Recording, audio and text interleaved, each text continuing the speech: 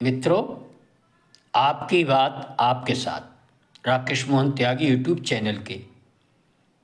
आज 163वें अंक में आज दिनांक 12 दिसंबर प्रातःकालीन जो अंक है, ये कल का जो अंक है उसका दूसरा भाग है। मित्रों, कल का अंक अपना देश और अपना विचार, अपना नैरेटिव,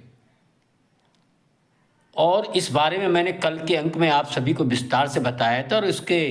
पहले हिस्से में मैंने ऐसे लोगों के बारे में बताने का प्रयास किया था जो लंबे समय से,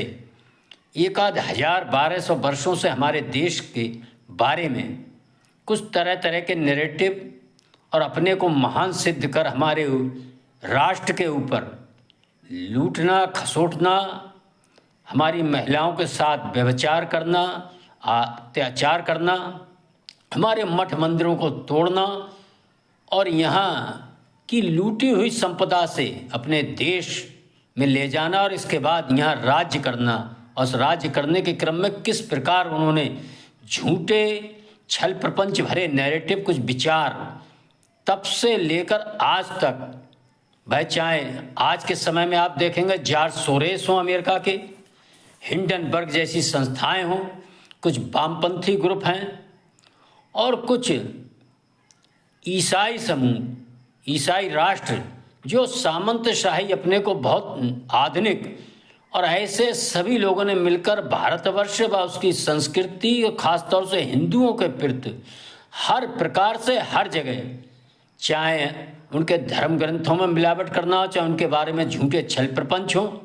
साहित्य में, शिक्षा में, हर जगह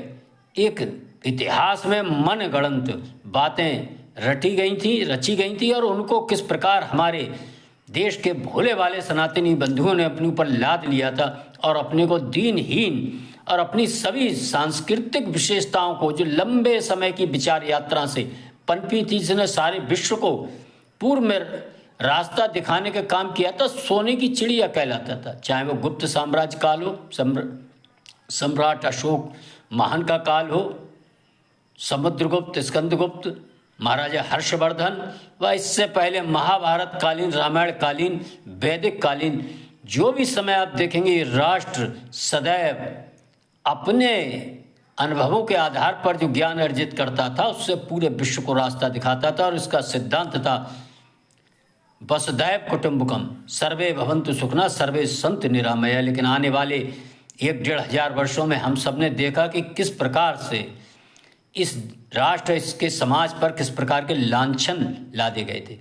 मैं इन अंकों के माध्यम से 3 अंकों में मित्रों करने जा रहा हूँ। आज इसका दूसरा अंक है और मैं इस अंक में मैं आपके सामने कुछ ईसाई जो धार्मिक समूह हैं, मेरा किसी के प्रति बुराई करने का आशय नहीं है, मैं सच बात जो हम लोगों पे आरोप लगाते थे इनको एक आईना दिखाने का काम, आपके संज्ञान में इनकी कुछ झूठे मनगढ़ंत रूढ़वादी और किस प्रकार अपनी लूटपाट और क्रूरतम अत्याचारों को सेवा, समर्पण और ईसा मसीह का नाम लेकर लंबे समय से भारतवर्ष ही नहीं, विश्व के बहुत से राष्ट्रों को बेवकूफ़ बनाने का काम करते आ रहे हैं। मित्रों, इस क्रम में मैं आपको अवगत कराना चाहूँगा कि बताया जाता है कि साहब ईसाई धर्म में कोई वर्ग भेद नहीं है, वहाँ सब समानता है। आपको जानकर आश्चर्य होगा, सबसे ज़्यादा ये कहीं वर्ग भेद है, कहीं सबसे ज़्यादा ये तो कोई ईसाई धर्म में विभिन्न जाति, मत, संप्रदाय के हिसाब से उनके संगठन हैं, तो वो ईसाई मजहब में है। रोमन कैथोलिक हो, प्रोटेस्टेंट हो, पूर्वी रूढ़वादी हो और ओरिएंटल पटेल हो, असीरियन हो, एंग्लिक बात, अन्य तरह के बहुत से इनके संगठन होते हैं और उनके भिन्न भिन्न रीति और अपनी नीतियों से चला करते हैं। नाम ईसा मसीह का लेते हैं, आपस में इनमें इतनी प्रतिस्पर्धा और बंटवारा होता है और इतना झगड़ा रहता है कि जिसके बारे में हम और आप कल्पना ही नहीं कर सकते। ये लोग हम हिंदुओं को सबसे ज़्यादा बटा हुआ, अब वर्ग भेद में बटा हुआ हमारे ऊपर ये आरोप चस्पा करते हैं। जरा इनकी स्थिति के बारे में हम ध्यान करेंगे तो आपको समझ में आएगा। आज मैं इस विषय को आप सबके समक्ष रखना चाहता हूं। मित्रों, अमेरिका में ईसाइयों की 200 से अधिक ईसाई चर्च व संप्रदाय हैं और भारतवर्ष व विश्व में विभिन्न देशों में इसके बाद भी इससे अलग सैकड़ों प्रकार के चर्च व ईसाई संगठन सॉल्वेशन आर्मी जैसे काम करते हैं। इनमें भयंकर भेदभाव, जैसा मैंने पूर्व में बताया, प्रतिस्पर्धा भी रहती है, मारकाट भी रहती है। मित्रों, दक्षिण अफ्रीका राष्ट्र का उदाहरण मैं आपके समक्ष जरूर रखना चाहूँगा इन ईसाइयों के दोगले चरित्र के बारे में। ये जो कहते हैं दक्षिण अफ्रीका देश में गोरे और कालों का किस प्रकार भेदभाव रहता है, ये हम सब संभवतः भूल जाते हैं, जानते हुए भी कि गोरे भी वहाँ ईसाई धर्म को मानने वाले हैं और काले भी ईसाई धर्म को मानने वाले हैं। एक यह देश ऐसा था जिसमें गोरे अपनी बनाई सड़कों पर कालों को नहीं चलना देते थे, कालों के लिए मोहल्ले अलग होते थे, सड़कें अलग होती थी। वह फर्स्ट क्लास का टिकट होने के बाद भी काले रंग होने के कारण ट्रेन में नहीं बैठ सकते थे। और इसका सबसे बड़ा शिकार उदाहरण आप सबके ध्यान में दिलाना चाहूँगा कि हमारे देश के मोहनदास करमचंद गांधी जो वहाँ वकालत कर रहे थे, जिनको बाद में महात्मा गांधी के नाम से सारा विश्व जानता है, किस प्रकार उनको काले होने के कारण गाड़ी के डिब्बे से उठाकर बाहर फेंक दिया गया था। ये इतना भेदभाव था। चलिए, वो सनातनी थे, लेकिन वहाँ के जो ईसाई मत मानने वाले काले थे उनको वहाँ की टीमों में नहीं लिया जाता था। जो क्रिकेट के शौकीन लोग होंगे वो जानते होंगे कि अभी कुछ वर्ष पहले तक वहाँ काले लोगों को क्रिकेट की टीम में नहीं लिया जाता था, वहाँ केवल गोरे ही लोग होते थे। इसी प्रकार की विभिन्न सरकारी नौकरियों में आदि में बाकी सब जगह काले लोगों को कोई स्थान नहीं होता था और काले लोग केवल मेहनत का काम और छोटे काम, तुच्छ काम करने का काम करते थे। उनकी बस्तियां भी अलग होती थी। ये है ईसाई धर्म का एक चेहरा। नेल्सन मंडेला जैसे कालों की आवाज़ उठाने वाले महात्मा गांधी से प्रेरित होकर उन्होंने जो आंदोलन चलाया, 26 वर्ष उनको जेल में रखा गया, उनको अत्याचार किए गए और आखिर में उनका आंदोलन सफल हुआ। तब आप देखेंगे कि 90 के दशक से दक्षिण अफ्रीका में कालों को उनका अधिकार मिलना शुरू हुआ है। मित्रों, इसी क्रम में आप देखेंगे विश्व का कोई भी ईसाई राष्ट्र हो, चाहे वो इंग्लैंड हो चाहे अमेरिका हो, गोरे काले के भेदभाव वह हमेशा रहा। दास प्रथा इन्हीं लोगों ने शुरू की थी। अफ्रीका से आकर इन्होंने चर्च और बाइबल को लेकर क्रॉस लेकर आए और वहाँ की मूल निवासियों का किस प्रकार संहार किया, वहाँ की धन संपदा को अपने देश में लूट कर भेजा और वहाँ के निवासियों को, गरीब काले लोगों को अपना दास बनाकर किस प्रकार एक दास प्रथा पूरे विश्व में फैलाने का काम किया, ये भी इतिहास में दर्ज है। हम सब ने देखा आज उन्हीं के वंशज अमेरिका, इंग्लैंड में अभी भी उनके साथ बुरी तरह से भेदभाव होता है और रह रहकर दंगे भी होते रहते हैं, जो अपने को बहुत आधुनिक और बहुत मानवतावादी और बहुत ईसाई धर्म के अनुसार चलने वाला बताते हैं और प्रेम, समर्पण, सेवा का नाम लेकर सारी दुनिया को बेवकूफ़ बनाते हैं। मित्रों, ईसाई राष्ट्रों के इस चरित्र, ईसाई धर्म के इस चरित्र को भी हम सबको पहचानना चाहिए। मित्रों, इन लोगों ने अपनी रूढ़वादी सोच और काले लोगों के व अन्य लोगों के धर्मों से घृणा करने के कारण किस प्रकार उनका विश्व के अंदर संहार किया है, इसका अगर कहीं उदाहरण देखना है तो इनके अपने जो पूर्व धर्म था, यहूदी धर्म, किस प्रकार इन्होंने यहूदियों को विश्व के हर देश में, ईसाई राष्ट्रों में बुरी तरह से दबाया गया, सताया गया और उनसे बहुत ही छुआछूत और भेदभाव वाला व्यवहार ही नहीं किया गया, उनका समूल नाश किया गया। मित्रों, बहुत निकट की घटना हम सब देखेंगे। जर्मनी के अंदर किस प्रकार हिटलर ने द्वितीय विश्व युद्ध के अंदर इन यहूदी समुदाय के 60 लाख लोगों की क्रूरता से हत्या की थी। इसका उदाहरण कहीं विश्व के अंदर मिलना बहुत ही असंभव सा है और ये हम सबको, हमारे राष्ट्र को, हमारे सनातन को लांछित करने का काम करते हैं और अपने गिरेबान में झांक कर नहीं देखते। मित्रों, ये कहावत है, पर उपदेश कुशल बहु तेरे। ये इन ईसाई राष्ट्रों का, ईसाई धर्म मजहब मानने वालों का ये एक चरित्र है, ये हम सबको समझना चाहिए। ये चर्च, क्रॉस और ईसा मसीह, बाइबल को लेकर ये जिस राष्ट्र में भी गए, चाहे ऑस्ट्रेलिया हो, चाहे न्यूजीलैंड हो और चाहे अमेरिका हो, वहाँ के मूल निवासियों का सबसे पहले समूल नाश किया था। जितने नरसंहार इन चर्च के लोगों ने क्रॉस लेकर और वहाँ किए हैं, मॉरिस एक जाति थी न्यूजीलैंड में, वह बिल्कुल समाप्त प्राय हो गई थी। ऑस्ट्रेलिया के मूल निवासी आज ढूंढे नहीं मिलते हैं, और अमेरिका के तो मूल निवासियों को बिल्कुल ही समाप्त करके किस प्रकार यूरोपीय राष्ट्रों ने, इन ईसाई राष्ट्रों ने, इन ईसाई चर्च के जो पादरी हैं, इन्होंने किस प्रकार के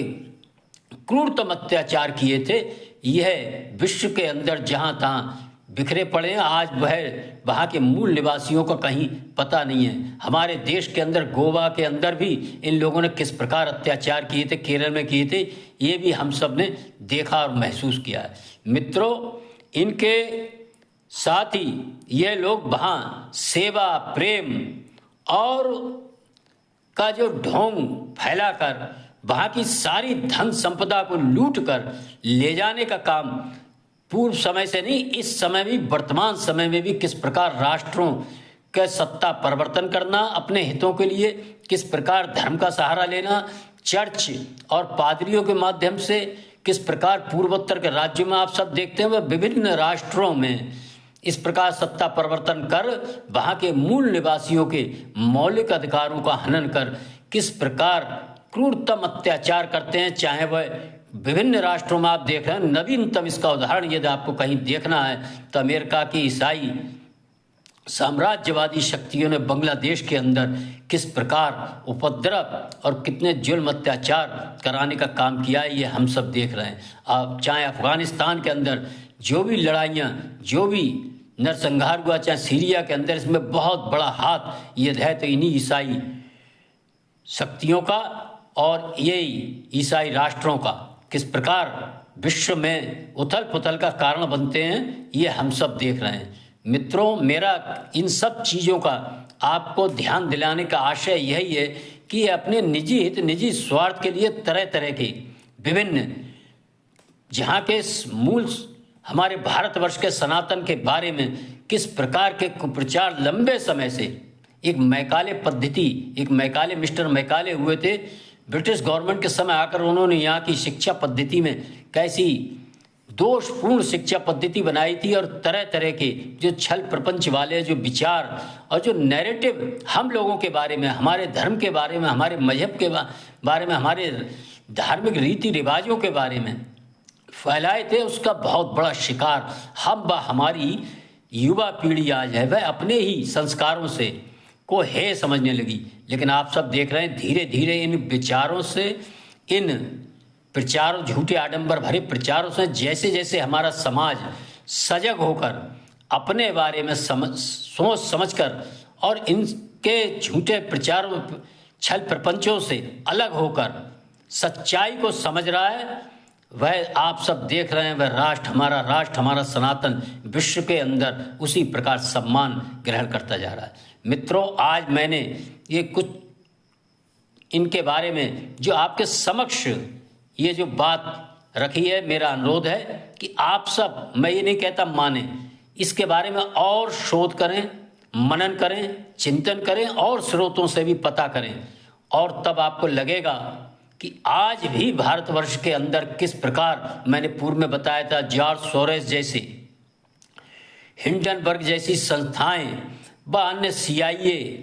और अन्य KGB जैसी संस्थाएं हमारे देश के अंदर किस प्रकार समय समय पर उथल पुथल का कारण बनती हैं। और यह सारी शक्तियां, वह चाहे वामपंथी हो, जिहादी विचारधारा हो और चाहे चर्च प्रेरित हो, ये भारतवर्ष के अंदर हमारे सनातन समाज को क्षति पहुंचाने, इसको नष्ट करने, इसको बिल्कुल नेस्त नाबूद करने के एक लंबा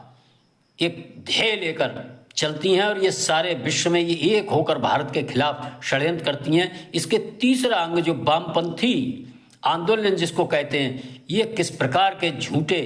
और किस प्रकार के इस विश्व में ये भारत विरोधी, सनातन विरोधी कार्य करते हैं, इसके बारे में मैं कल तीसरे अंग में आपके समक्ष चर्चा करना चाहूँगा। इन वामपंथियों के आंदोलन के बारे में कि इसने भारतवर्ष व सनातन व विश्व के किन किन राष्ट्रों में कितना भयंकर अत्याचार, मानवता विरोधी कार्य किए हैं और आज भी कर रहे हैं। मेरा अनुरोध है कि आप सब कल के 13 तारीख के तीसरे अंक में इसको जरूर सुने। मैं इस अंक में अपनी वाणी को विराम देता हूं मित्रों, और आप सभी से मेरा अनुरोध है कि यदि ये अंक आपको पसंद आ रहे हैं तो इनको लाइक करें, शेयर करें और अपनी कीमती राय कमेंट्स के माध्यम से जरूर दें। और इस चैनल को जिन मित्रों ने सब्सक्राइब नहीं किया, मेरा अनुरोध है वो चैनल को सब्सक्राइब करें। धन्यवाद। जय श्री राम, जय श्री वाल्मीकि भगवान, भारत माता की जय।